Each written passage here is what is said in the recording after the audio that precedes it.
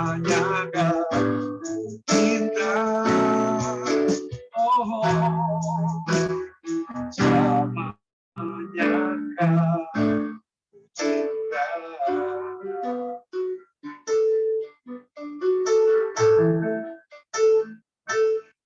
Hanya Kau yang menjadi tempat jawaban, hanya Kau tempatku berharap,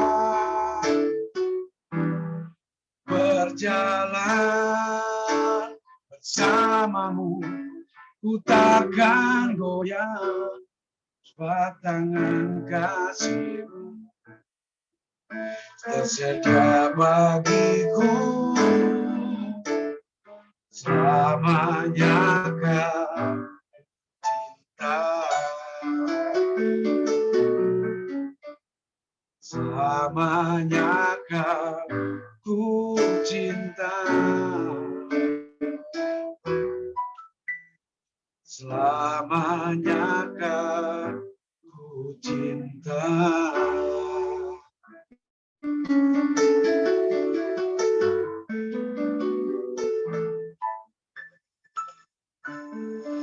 Silakan kepada hambanya, Bapak Ibu Pendeta.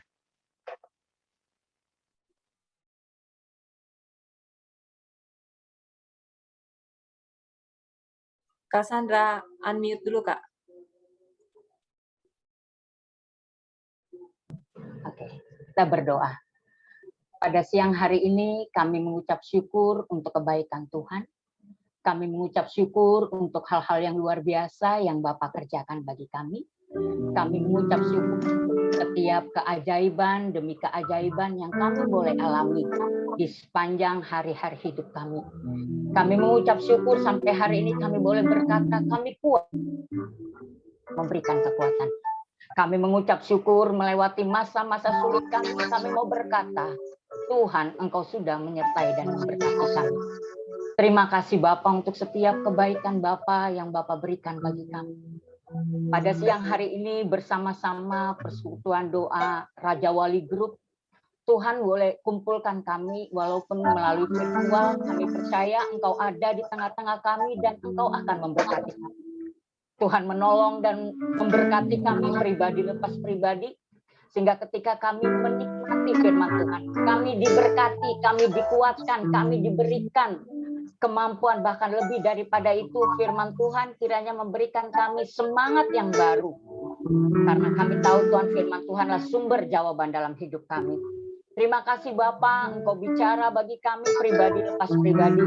Sementara firman Tuhan disampaikan, yang lemah dikuatkan dalam nama Tuhan Yesus, yang sakit disembuhkan dalam nama Tuhan Yesus, yang berbeban berat diberikan pengharapan dalam nama Tuhan Yesus, yang punya masalah diberikan jalan keluar dalam nama Tuhan Yesus. Karena firman Tuhan tidak pernah berubah dari dahulu, sekarang sampai selama-lamanya. Firman Tuhan yang sama sanggup memberkati saudara dan saya. Bicara bagi kami ya Bapak, hati kami sudah terbuka untuk menerima firman. Demi dan di dalam nama Tuhan Yesus Kristus, firman yang hidup, kami sudah berdoa. Haleluya. Amin. Semua diberkati Tuhan. Shalom. Terima kasih untuk persekutuan doa Raja Wali Group yang masih mempercayakan saya boleh menjadi berkat. Terima kasih untuk Tuhan Yesus yang masih juga mempercayakan saya untuk memberikan sharing firman Tuhan. Saya percaya bahwa ketika saya menyampaikan firman Tuhan, saya tahu itu hanya satu kepercayaan yang Tuhan beri atas hidup saya. Terima kasih untuk teman-teman yang ada di Raja Wali Group. Kangen. Ya baik, kalau teman-teman suka dengan judul renungan saya pada siang hari ini, yaitu Kompas dan Jangkar Kehidupan. Kompas dan Jangkar Kehidupan. Saudara, kita tahu ya, kompas dan jangkar ini dua alat yang sangat kecil, tapi sangat diperlukan oleh kapal. Ya, kapal yang besar itu memerlukan kompas dan jangkar. Nah, saudara, saya analogikan kapal itu seperti saudara dan saya yang memerlukan kompas dan jangkar dalam kehidupan kita. Nah, kompas, saudaraku, ketika kapal yang akan kapal berjalan di tengah lautan bebas, walaupun keadaannya mungkin gelap, saudaraku, kapal itu tidak akan tersesat atau tidak akan kehilangan arah tujuannya karena ada kompas yang kecil itu. Kompas ini akan diarahkan oleh angin yang ada, saudaraku. Melalui kompas ini, maka kapal itu pasti akan sampai di tujuan. Nah, saudaraku, betapa pentingnya kompas yang kecil itu ya di dalam kehidupan, di dalam kapal tersebut. Nah, saya samakan dengan saudara dan saya, bahwa kita dalam kehidupan ini ketika mengarungi kehidupan, saudaraku, kita perlu yang namanya kompas. Karena ketika kita berjalan di dalam kehidupan ini, banyak aja gelombang, banyak aja tantangan, banyak aja rintangan, saudaraku. Tapi saya bisa pastikan kalau kita menjadikan kompas itu dalam kehidupan kita, yaitu firman Tuhan katakan di dalam Mazmur 119 ayat 105, firman-Mu pelita bagi kakiku dan terang bagi jalanku. Saudaraku, kompas kehidupan saudara dan saya tidak akan tersesat kalau kita menjadikan firman Tuhan sebagai kompas. Tetapi kalau kita tidak menjadikan firman Tuhan sebagai kompas, awal daripada kehancuran saudara dan saya. Betapa pentingnya kompas itu dalam kehidupan kita, saudaraku. Saudara, ternyata di dalam kompas ini, saudaraku, saya gambarkan bahwa kita ini memiliki kompas iman, ya. Kompas iman itu ada 3, saudaraku ya. Kompas iman yang salah, yang pertama. Yang kedua, kompas iman yang rusak. Yang ketiga, kompas iman yang benar. Saudara, kompas iman yang salah, saudara pasti masih ingat cerita tentang ketika Tuhan Yesus hadir di dalam undangan pemungut cukai yang bernama Lewi. Pada saat itu Tuhan Yesus ada di sana, dan di sana juga ada sekelompok orang Farisi dan ahli-ahli Taurat. Lalu mulailah, saudaraku, ahli-ahli Taurat dan orang-orang Farisi, mereka mulai menghakimi Tuhan Yesus, mereka mulai menilai Tuhan Yesus, mereka mulai mencela Tuhan Yesus dengan berkata, kok Tuhan Yesus ini mau bergaul dengan orang-orang berdosa?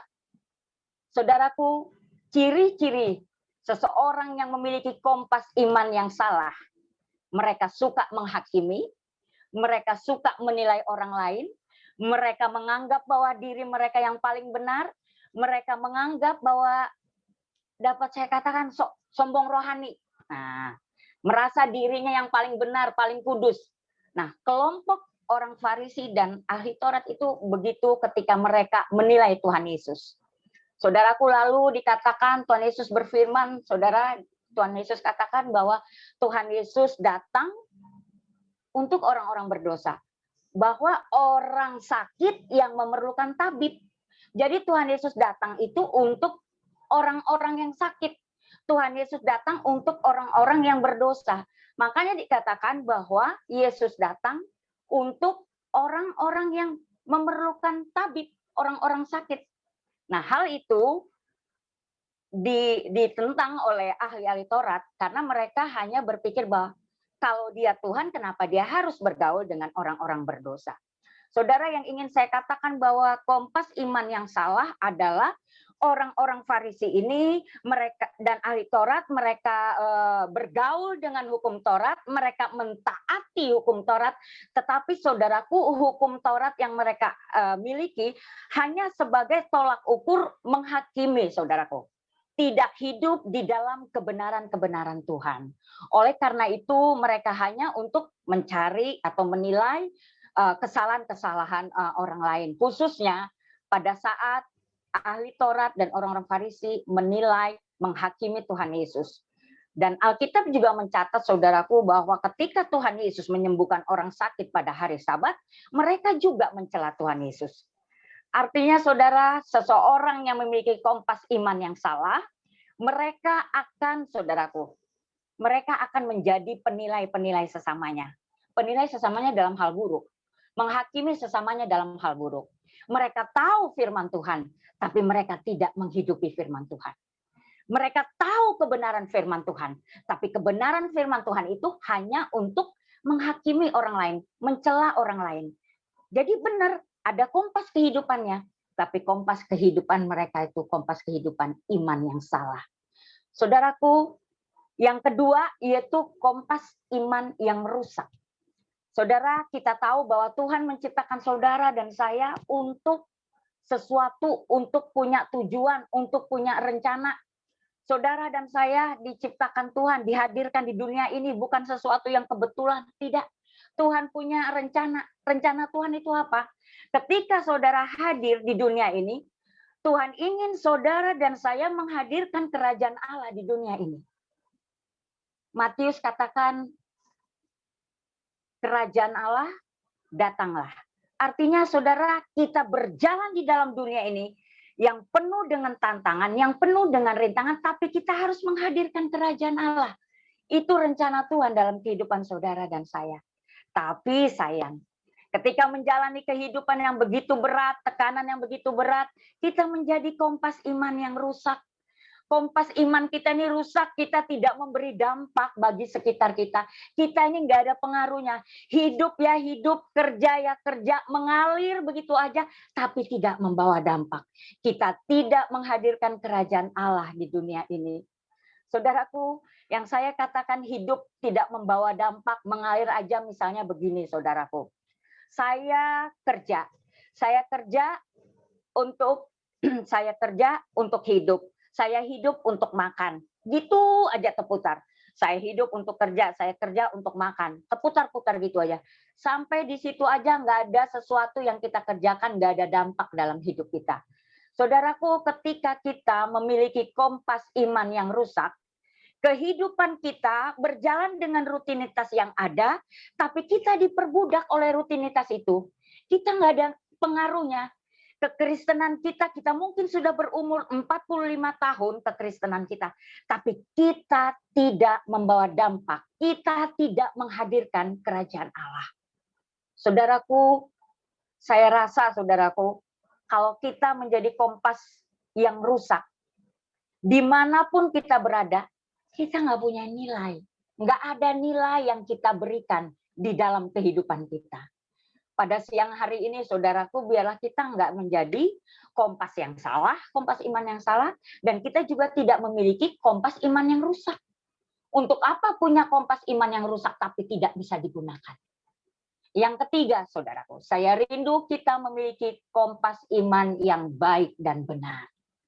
Kompas iman yang baik dan benar, yaitu kita menjadikan firman Tuhan menjadi tolak ukur dalam kehidupan saudara dan saya. Firman Tuhan yang mengendalikan segala sesuatu yang saudara kerjakan. Firman Tuhan, karena perkataan Tuhan sendiri, maka kita menjadikan firman Tuhan itu kompas kehidupan kita. Karena firman Tuhan adalah kompas kebenaran, kompas kebaikan, kompas yang akan mengarahkan saudara dan saya, supaya kita menjalani kehidupan ini, kita tidak akan tersesat, apalagi masuk jurang. Karena apa? Karena dipimpin oleh kompas iman yang baik dan benar. Saudaraku, milikilah kompas iman yang baik dan benar dalam kehidupan saudara dan saya. Jadikanlah firman Tuhan ini pelita bagi kaki saudara dan saya dan terang bagi jalan kita. Sehingga ketika kita berjalan dimanapun saudaraku, kita dipimpin, kita disertai, dan kita diberkati oleh Tuhan. Amin. Saudara, satu ketika, saya katakan saudaraku, satu ketika ada seseorang, saudaraku, seseorang ini hobinya mabok ya, hobinya mabok. Satu ketika dia kepengen bertobat gitu ya, lalu dia pergi ke pendetanya. Pak Pendeta, saya ingin merubah hidup saya gitu ya. Saya ingin nggak mau mabok-mabok lagi lah gitu kan. Terus pendetanya katakan demikian, ya paling hari ini kamu bertobat, besok kamu buat-buat lagi gitu ya. Akhirnya si pemabok ini pulang dengan kecewa, saudaraku. Lalu hari Minggunya dia pergi ke gereja. Saudaraku, penilaian yang sama ketika dia masuk dalam satu persekutuan. Bahwa ya dia mah pemabuk, paling masuk gereja juga karena minum-minum gitu ya, saudara. Nah, saudaraku, akhirnya saudaraku karena dia tidak diterima dalam satu persekutuan gereja, akhirnya dia pergi kemana, saudara? Dia pergi ke Lapo Tua. Nah, saudara tahu kan Lapo Tua? Tempat orang-orang minum minuman keras. Saudara, pada saat dia sampai di sana, dia nggak ditolak, saudara. Dia diterima dengan sesamanya, saudaraku yang bersama-sama. Dan dia rasakan, oh, ternyata tempatku di sini, gitu ya. Karena mereka menerima aku. Saudara, yang ingin saya mau katakan adalah, kadangkala, saudaraku, kita tidak memiliki kompas iman yang benar dan baik. Ya, kita bisa menjadi kompas yang salah. Kita menghakimi orang lain, kita mencela orang lain, kita menganggap bahwa diri kita lebih rohani dari mereka. Bahkan mungkin kita menjadi kompas yang rusak. Kehadiran kita dimanapun tidak membawa dampak, tidak membawa pengaruh. Pada siang hari ini, saudaraku, rindukah kita menjadi atau memiliki kompas iman yang baik dan benar, menjadikan firman Tuhan di dalam kehidupan saudara dan saya? Maka saya sungguh percaya dimanapun dan kapanpun kita berada, saudara, kita pasti menjadi berkat. Pasti kita membawa dampak. Saudara, 3 minggu yang lalu saya pelayanan di Nusa Kambangan, saudaraku. Jadi sebelum Omikron ya, saya pelayanan di sana.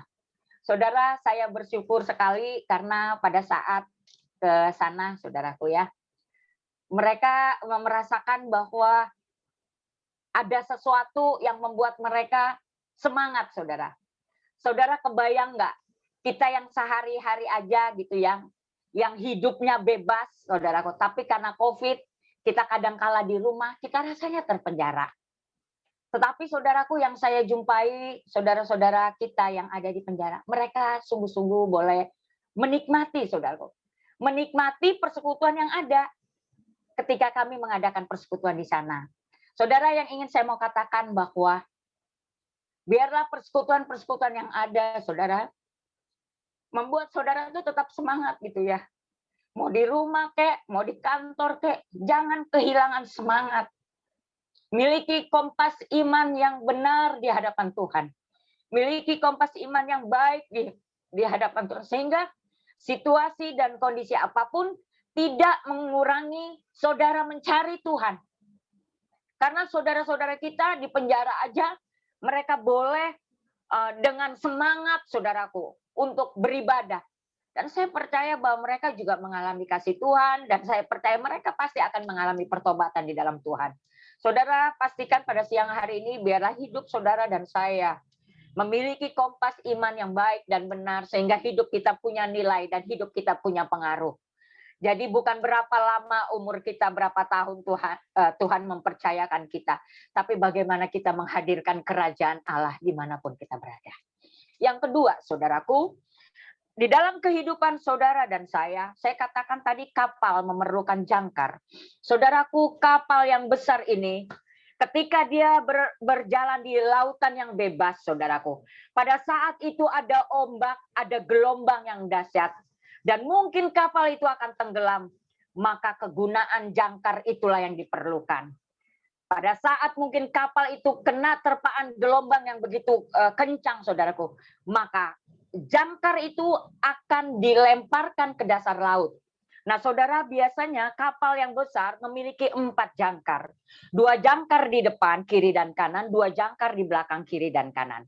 Saudaraku, ketika kapal itu akan berlabuh di tengah lautan, saudaraku, saya bisa pastikan bahwa kapal itu tidak akan tenggelam ketika ke-4 jangkar ini dilemparkan ke dasar laut. Saudaraku, Alkitab mencatat di dalam Ibrani 6 ayat 19 dikatakan, pengharapan itu adalah sau yang kuat dan antara sau yang kuat bagi jiwa kita yang telah dilabuhkan sampai ke belakang tabir. Saudaraku, bicara tentang jangkar itu sama dengan sau, yang artinya pengharapan. Saudaraku, kita bisa perhatikan jangkar yang dilempar itu tidak kelihatan alatnya, tapi dia bisa memberikan atau menahan kapal yang sedang diterpa oleh badai yang besar. Kapal itu bisa tenang, saudaraku. Saudara, hal ini bicara tentang kehidupan saudara dan saya. Ya, saya gambarkan tadi seperti kapal. Kita perlu yang namanya jangkar. Dan Alkitab mengatakan jangkar itu adalah sau. Sau itu apa? Jangkar diumpamakan seperti sau atau pengharapan. Nah, saudara, pengharapan kita di dalam Tuhan, kita berjalan di dalam pengharapan.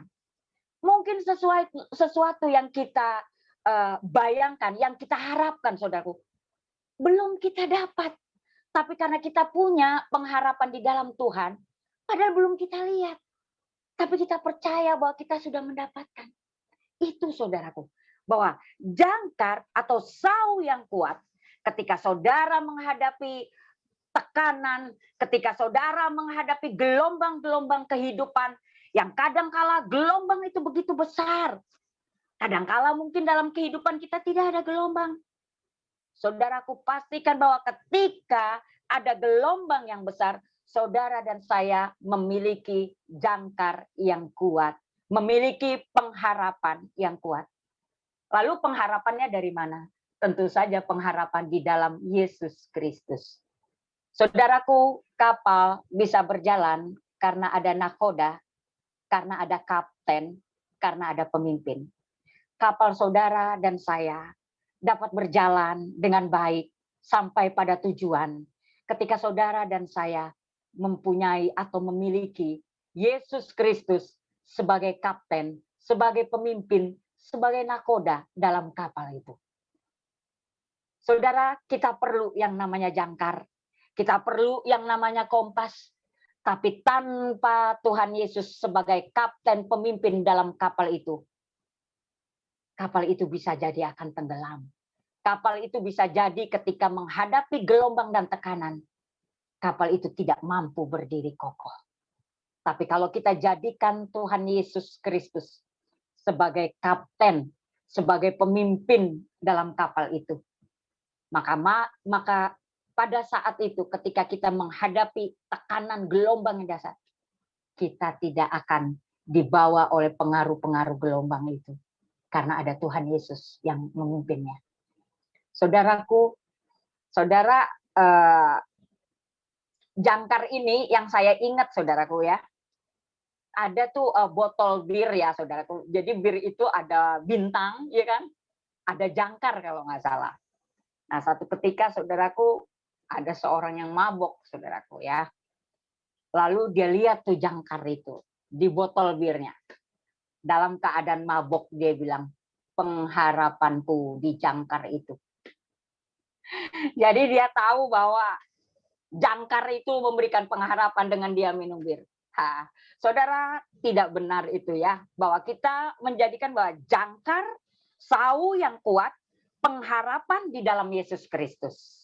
Nah, firman Tuhan katakan bahwa pengharapan di dalam Tuhan tidak pernah mengecewakan. Ketika saudara menghadapi tekanan, jangan berharap kepada manusia, tapi berpengharapan kepada Tuhan. Kenapa berpengharapan kepada Tuhan? Ya, karena kita tahu bahwa pengharapan di dalam Tuhan itu memberikan janji-janji. Janji-janji kehidupan. Dan kita menghidupi janji-janji kehidupan itu melalui firman Tuhan. Dan saya percaya, saudaraku, bahwa tekanan, persoalan, himpitan yang menekan saudara tidak akan membuat saudara gentar, tidak akan membuat saudara tenggelam, karena ada Yesus Kristus, kapten kapal, dan melalui Yesus Kristus di situ ada kompas, ada jangkar. Saya pastikan terpaan yang besar sekalipun tidak membuat kapal kehidupan saudara tenggelam. Amin. Saudaraku, dalam keadaan sekarang kita dengar kanan kiri, aduh ngalami krisis pekerjaan, krisis keuangan, krisis rumah tangga karena COVID. Memang benar, saudaraku. Akhir-akhir ini pasien saya lebih banyak stres, saudaraku. Karyawan-karyawan kantor, saudaraku ya. Yang gajinya dipotong 50%, yang di itu pokoknya yang drastis. Nah, saudara, mereka mengalami krisis. Saudara, kita pastikan kalau Tuhan Yesus menjadi jangkar kehidupanmu, Tuhan Yesus jadi kapten, dalam keadaan yang mau tenggelam sekalipun, dia ada di sana. Dia siap sedia ada di sana. Karena dia omnipresent, Allah yang maha hadir. Saudara dan saya tidak akan pernah dibiarkan tenggelam. Karena dia kaptennya. Markus pasal 4 katakan, ketika gelombang itu datang, satu kalimat yang Yesus katakan, tenang dan diamlah. Maka badai, ombak itu menjadi tenang. Saudaraku, diam dan tenanglah. Bicara tentang ketika saudara menghadapi tekanan, gelombang yang berat, diam di hadirat Tuhan. Berdoa di hadirat Tuhan. Maka di situ sumber ketenangan. Gak usah cari siapa-siapa ketika kita menghadapi badai yang berat. Diam di hadirat Tuhan. Berdoa. Maka saudara akan mendapatkan ketenangan di dalam Tuhan. Amin. Saya percaya tekanan apapun tidak membuat saudara krisis ya. Jangan kita pakai zaman dulu orang bilang apa itu krismon, krisis moneter, krisis manusama, krisis umat antar beragama. Oh sampai sekarang masih berlaku sih. Krisis antar umat beragama. Terus krisis dayanti, krisis daya tiada henti. Oh masih ada sampai sekarang. Krisis daya masih ada ya. Saudara, anak-anak Tuhan enggak. Anak-anak Tuhan tidak mengalami krisis. Dia pasti akan diberkati Tuhan. Karena Tuhan jadi kapten dalam hidupnya. Kiranya Tuhan memberkati saudara dan saya. Haleluya. Amin. Sebelum kita berdoa, mungkin ada saudara yang mau tanya gitu. Boleh. Kalau ada yang mau tanya. Kalau nggak ada yang mau tanya, sebelum berdoa kita mau angkat satu pujian.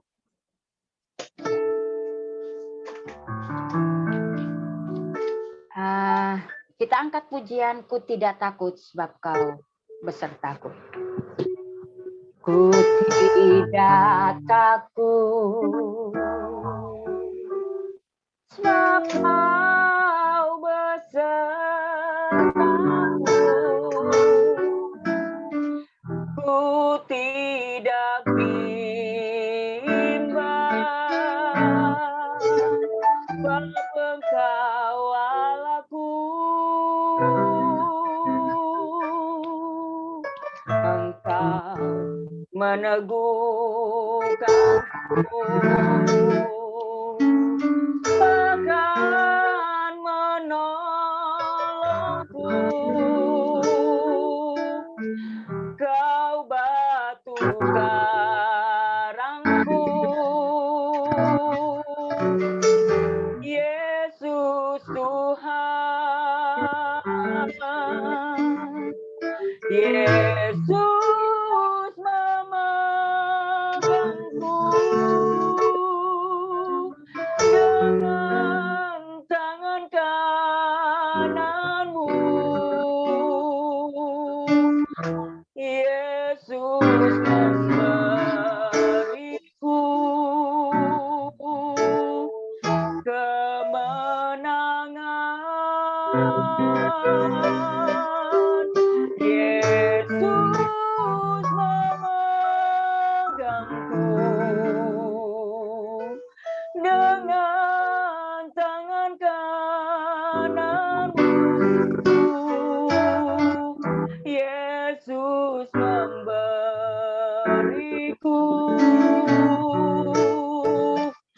kemenangan.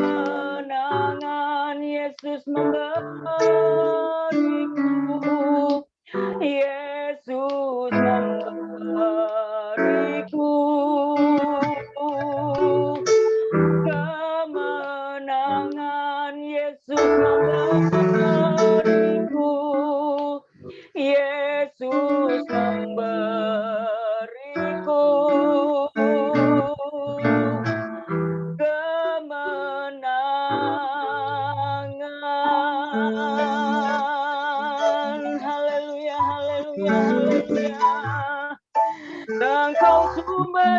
kemenangan kami Tuhan. Haleluya.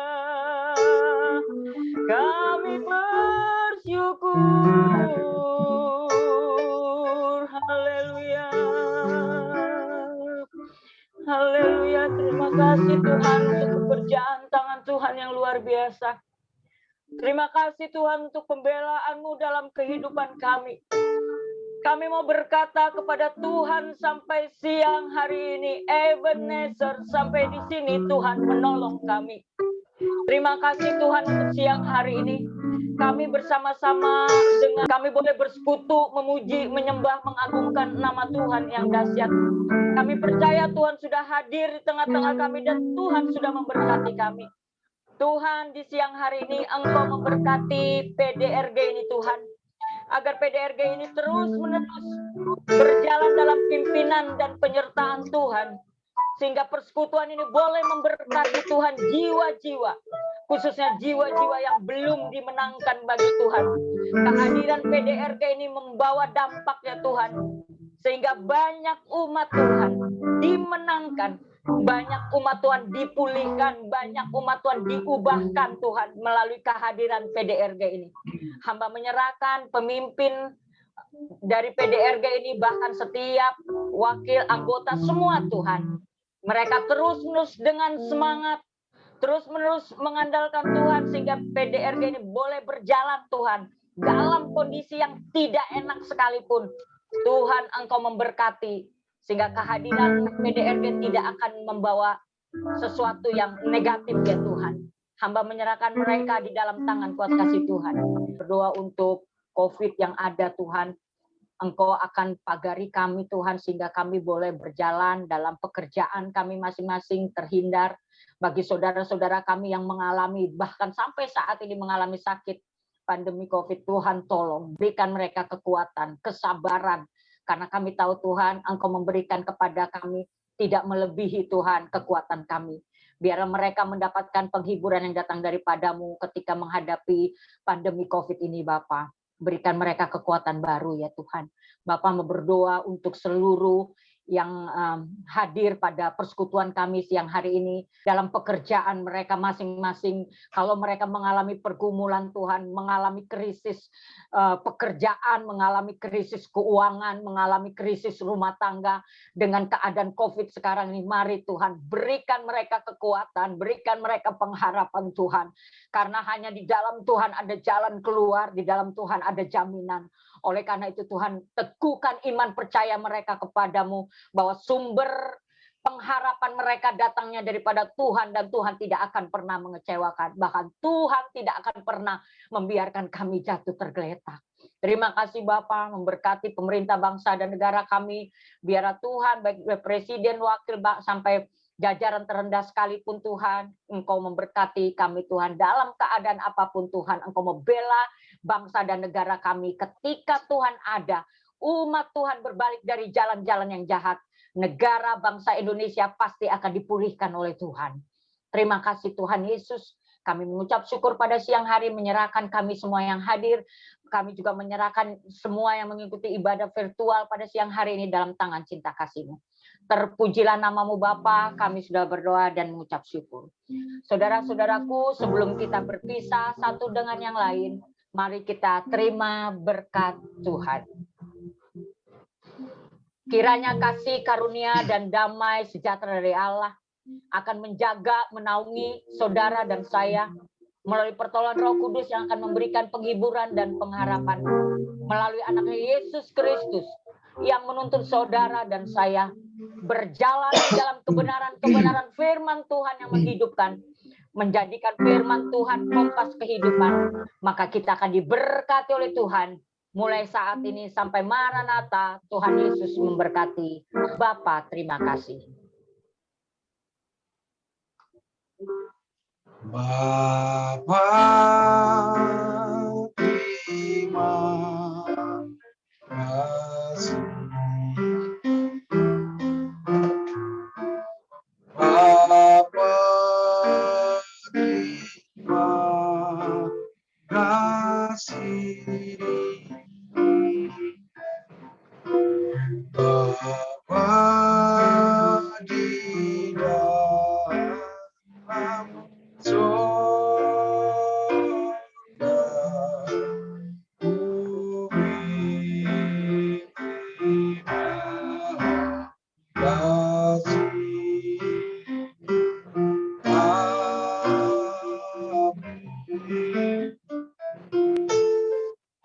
Terima kasih atas bawakan firman Tuhan pada hari ini. Biarlah Tuhan Yesus berkati kita, pelayanan ibu dan keluarga, dan kasih Tuhan Yesus menyertai kita semua.